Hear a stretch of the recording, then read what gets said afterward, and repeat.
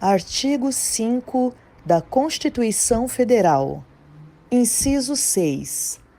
É inviolável a liberdade de consciência e de crença, sendo assegurado o livre exercício dos cultos religiosos e garantida, na forma da lei, a proteção aos locais de culto e às suas liturgias. Inciso 8. Ninguém será privado de direitos por motivo de crença religiosa ou de convicção filosófica ou política, salvo se as invocar para eximir-se de obrigação legal a todos imposta e recusar-se a cumprir prestação alternativa fixada em lei.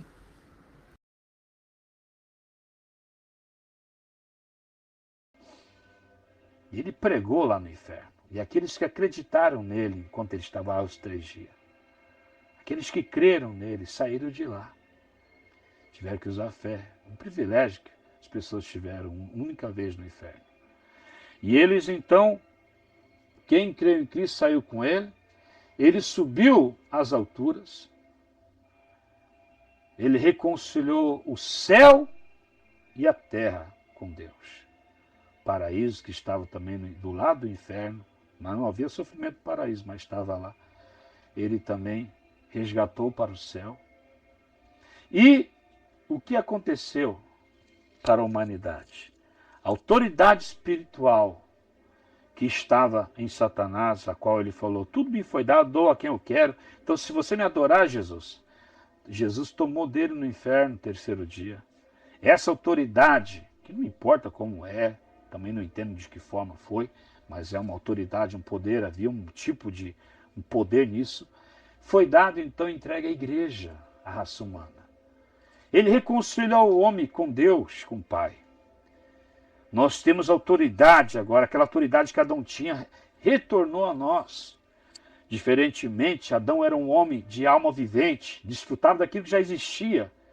O homem foi feito como Cristo, espírito vivificante, dá vida ao que está morto. Nós temos poder de dar vida ao deserto.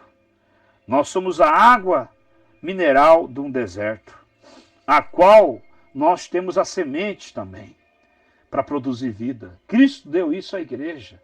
Esse poder, essa autoridade, essa unção foi dada à igreja. As portas do inferno não podem prevalecer contra a igreja. A expressão grega significa que o quê? Não é aquilo que a igreja pensa. Que o inferno vem até você e você está acuado, cheio de medo. Mas a expressão grega diz que as portas do inferno está dizendo que o inferno está acuado e com medo do cristão. Não de outra forma, como muitos cristãos vivem hoje. Tem medo? Para com isso, irmão. Então o evangelho de Cristo, quando Cristo morreu e ressuscitou, ele deu tudo isso para a igreja, para você. Ele te deu o poder de você ter uma vida plena. Ele te deu o poder de ter uma saúde plena. O que você perdeu, ele trouxe de volta, ele reconciliou tudo. Cristo nos resgatou da maldição da lei. Só estudar Deuteronômio profundamente, você vai entender as maldições, o que não são maldições. Deuteronômio 28, se você meditar nele, você vai entender as maldições da lei e aquilo que não é maldição.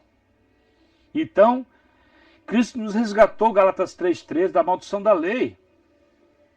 Ele nos resgatou da maldição. É o contrário, gente. Hebreus fugiu agora onde? Mais tarde nós estamos baseados em uma aliança superior. Um ministério superior do que Moisés, do que Abraão. Mas onde está então Deus? Onde está esse poder sobrenatural? Está na igreja. À disposição da igreja.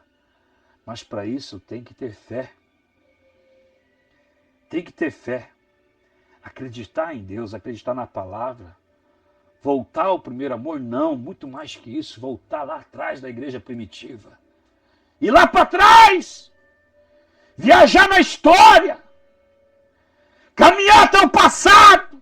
Entrar numa máquina do tempo intelectual da mente, da imaginação e voltar ao passado. Ir lá para trás. Ler a Bíblia. Como se fosse nos tempos de hoje. Ler os evangelhos. Escolhendo acreditar que aquele Jesus dos evangelhos faz isso hoje muito mais. Muito mais do que isso. Muito mais. Porque até então ele não tinha vencido. Na sua morte ele venceu tudo. E deu esse poder sobrenatural para a igreja. Cadê Deus que cura? Cadê Deus que tira de maneira sobrenatural o cristão do sofrimento financeiro? Do sofrimento familiar, da dor? Cadê esse Deus? O mundo, o cosmos não segue ele. As pessoas hoje não querem saber de Deus. Por quê? Porque Deus na vida dos crentes está morto.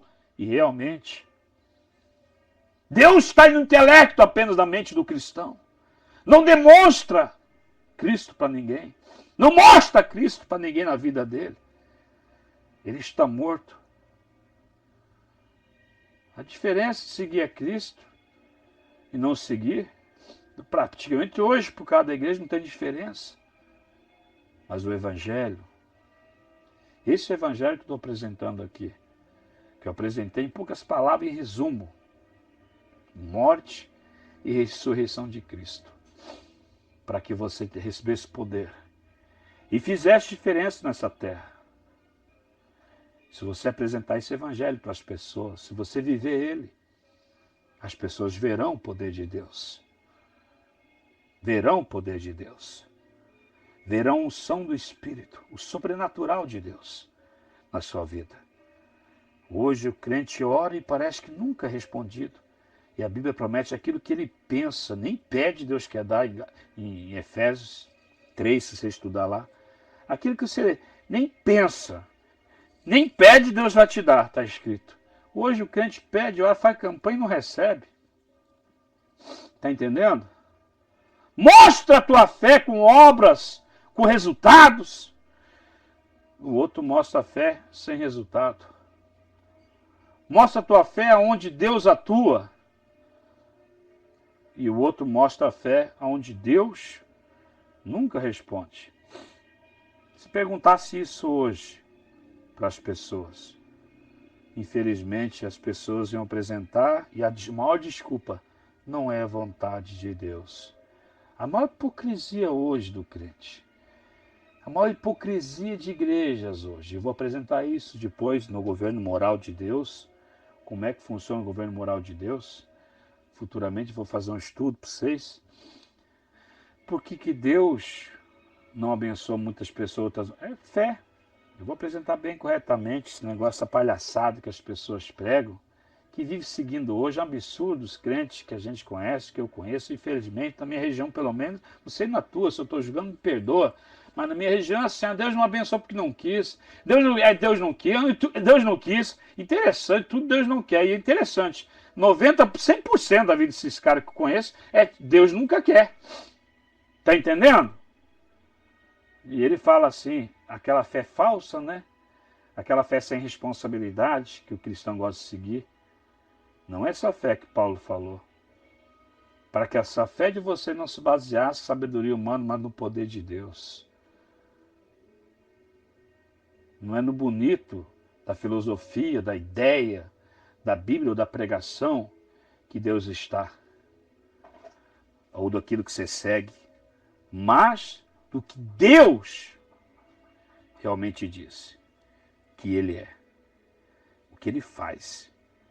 A diferença do cristão falso, infelizmente, ou que está sendo enganado por si mesmo, ou pelo sistema de igreja, ou pela sua própria convicção errada, a diferença do cristão que está no engano e do verdadeiro é o poder de Deus. É a resposta das orações. É uma vida sobrenatural. Uma vida diferente de um ser humano normal. Aí está a base de que realmente está servindo a Deus. E não aquela fé mentirosa que não tem responsabilidade. Deus não fez porque não quis. Na verdade, Deus está vendo e dizendo para você, eu não fiz porque você não creu. E futuramente eu vou estar fazendo aqui um programa, estudando com vocês, a respeito do evangelho que não funciona porque não crê. Amém? Porque não crê. Então, é interessante você entender isso. Muitas das vezes você pergunta, como uma história, né? Um discípulo perguntou para um pastor, pastor, por que um irmão de igreja? Por que Deus abençoa umas pessoas e outras não na nossa igreja? A gente vê os milagres, a cura, sobrenatural, mas nas outras parece que Deus não nem olha. Aí o pastor respondeu para ele, imagina uma água saindo lá de cima da montanha. Ela vai criar vários braços, vários rios acontecendo isso. Ele falou certo. Então imagina um braço desse rio sendo criado, saindo de lá, passando em metais pesados. Uma região que tem metais pesados. E virando logo em seguida um lago. Se pessoas beberem daquele lago, vão morrer. Porque são cristãos que leem a Bíblia, que vão na igreja, que oram. Mas eles estão mortos ou estão piorando a sua vida. Por quê? O que esses metais pesados representam? Representam pessoas cristãs que seguem a Bíblia, seguem igrejas, mas ele segue o seu pensamento, ele segue a sua ideia. É o evangelho misturado com o pensamento humano. É a água pura de Deus misturado com os metais pesados, com o veneno do conhecimento humano, que mata o ser humano, que destrói o ser humano, que deixa o ser humano preso numa igreja de 30, 40 anos, 100 anos até mesmo, sei quantos anos vai viver, morre e vai para o quinto dos infernos ainda. Sobretudo nessas igrejas que não têm responsabilidade, que pregam uma mentira, que tudo que acontece é vontade de Deus na sua vida, é plano de Deus, propósito de Deus. A maior mentira. A maior mentira. Isso está na Bíblia. Claramente na Bíblia. Está entendendo? Deus atua na tua vida se você crer. Se mesmo Ele querendo, se você não crer, Ele não pode fazer nada. Nós vamos estar vindo no decorrer de vários programas.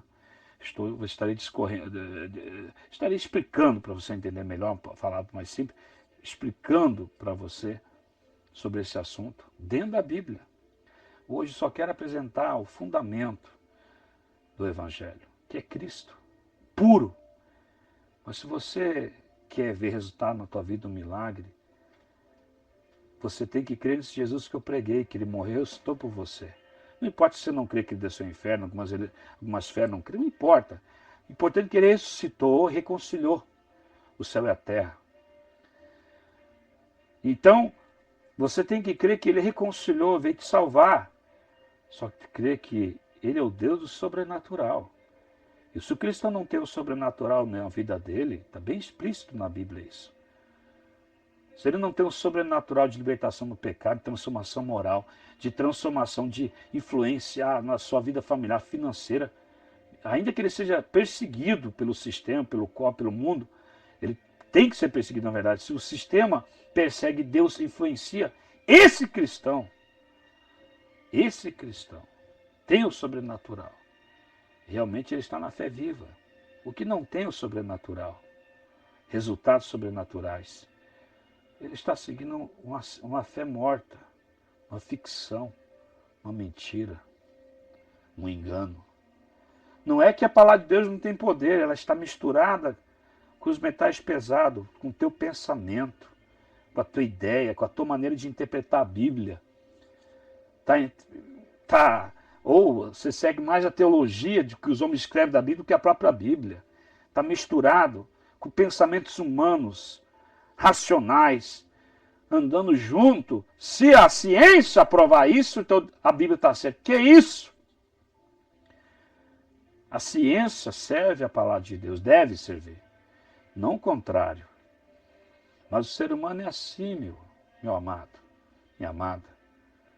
O ser humano hoje segue mais o cosmos, a ciência, do que Deus. Pastores hoje, eles idolatram os médicos, idolatram os cientistas, em vez de idolatrar Jesus Cristo. Em vez de aceitar a personificação de Jesus, que é a palavra de Deus pura. Se prostram para o cosmos, se prostram para as doenças, mas não se prostram para a palavra de Deus, como ela é.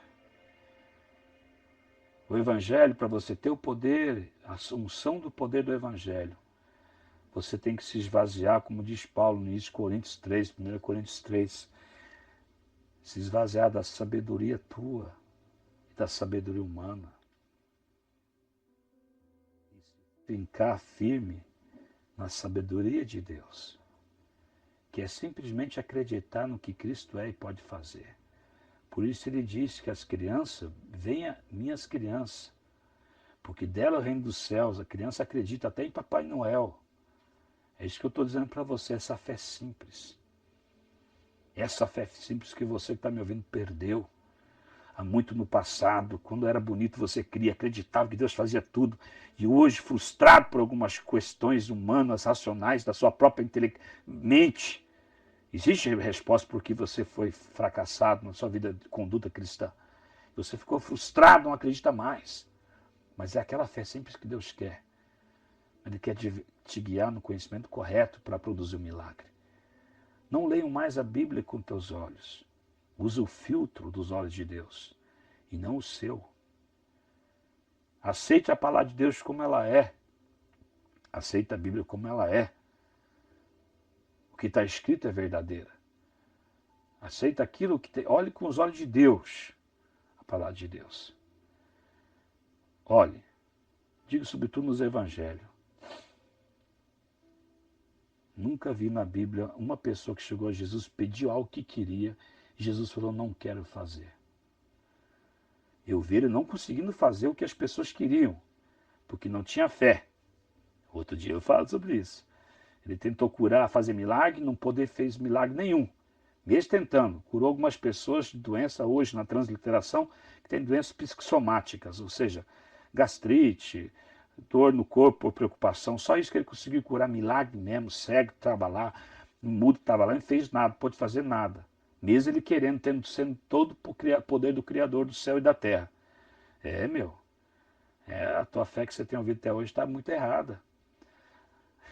Se Deus querer curar você agora, ele não pode curar não, mesmo ele descendo do céu, se você não crer.